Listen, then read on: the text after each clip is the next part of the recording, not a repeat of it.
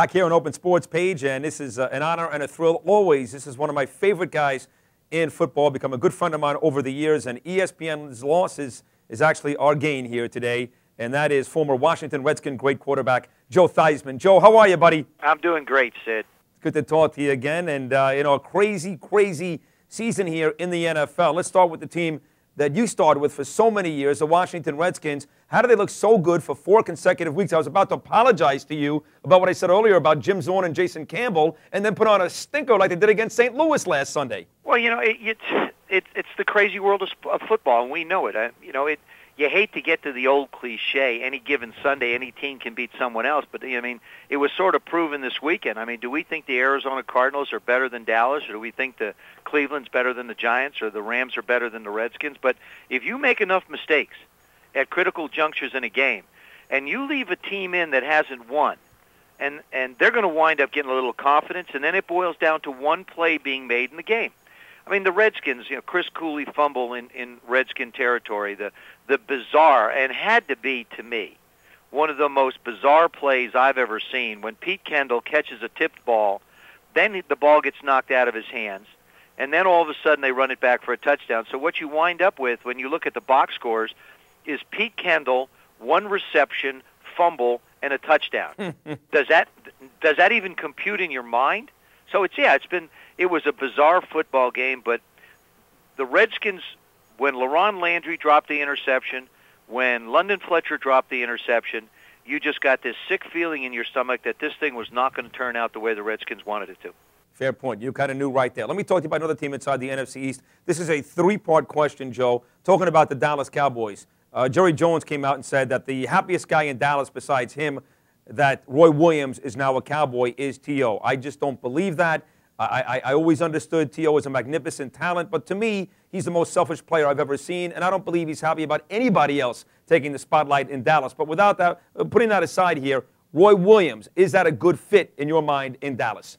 No, and to me, I think Jerry Jones is becoming disillusioned by his own propaganda. T.O. was the happiest guy in the world when Pacman Jones joined.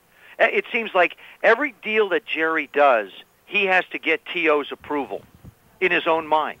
When you really stop and think about it, everything they do, it's, well, T.O. likes this, and T.O. likes that, and T.O. does this, and T.O. does that. And it's like, all we talk about with the Dallas Cowboys is T.O. T.O.'s upset on the sidelines. T.O. won't talk now in a press conference. T.O.'s crying. Who gives a damn? I got to be honest with you. You reach a point where I think he's a great football player, but to go get a clone of him doesn't make you very good unless they're preparing for him to leave at some point. And I don't think that Roy Williams is going to ever be a Terrell Owens type of a football player. To me, when you have too many guys of the same size and skills and abilities, you don't help your football team. I go back and look at the New England Patriots last year. You had Wes Welker, a small guy who can pick up third downs for you. You've got Randy Moss, who can go down the field. You have different complements of guys. Brandon Lloyd. Brandon Lloyd. You have different kinds of receivers, and so you need that. That, to me, is what a really good offense can do. It can present different scenarios to you. It's a little bit what the Giants can do with the makeup of their wide receiving core, but the Cowboys are a struggling football team. Tony Romo, and I said this a few weeks ago to somebody, I said, Tony's really not as good as everybody thinks he is. He's surrounded by some really good talent, and quarterbacks, everybody sort of asks, what's the most important aspect of a quarterback? A great defense. That is the thing that a quarterback needs, because they can get you out of trouble on a number of occasions. But when you think about the Dallas Cowboys in their total way they play the game, they've not been able to play as good defensively as everybody thought they would. I still feel that the running back situation, when they get rid of Julius Jones, to me it resembles a little bit what we saw in Chicago when they decided to get rid of Thomas Jones, and they wind up having Cedric Benson, who can't play. Now, Marion Barber is a much better back than Cedric Benson is, but now you've got Freddie Jones nicked, so your running back situation is down. Brad Johnson is probably, when you list the 3 old guys in the league, and I consider Gus Frerotte, Kerry Collins, and Brad Johnson as the three older guys that are in positions of backups that you hope shouldn't play. I put Brad third because he's limited with where he can throw the football. He's not going to be able to get the ball, I think, down the field to T.O. He doesn't have the same quick release that Tony has. He probably won't make as many mistakes, and that'll be good for them. So, to me, the Dallas Cowboys are kidding themselves in this. Basically, with the Pacman Jones situation, Sid, Jerry is getting exactly what he bought. Nothing. Well, Absolutely nothing. This kid does not deserve to play professional football. He doesn't understand it. Sooner or later, owners are going to have to realize that every guy that can run or catch or do something is not a reclamation project that's going to turn out okay for you. You're better off letting him go to his parties, go to his strip clubs, go beat up people and do whatever he wants to do in his life, because there's too many kids out there that cherish the opportunity to put on a uniform.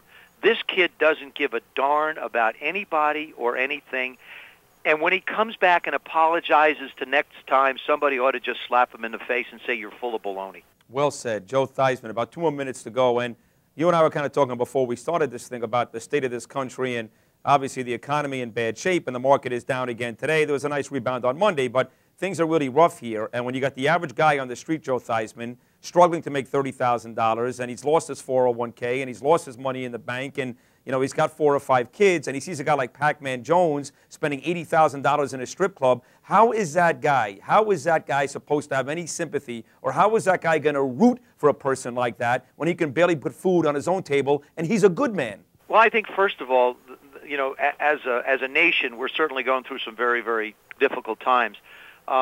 But as a nation, we've managed to fight through times like this before.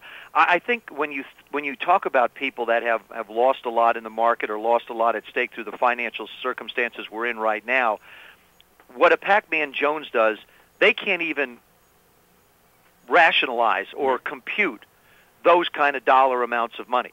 I mean, that's totally beyond the realm of comprehension for so many people. And the world of professional football is a fantasy world.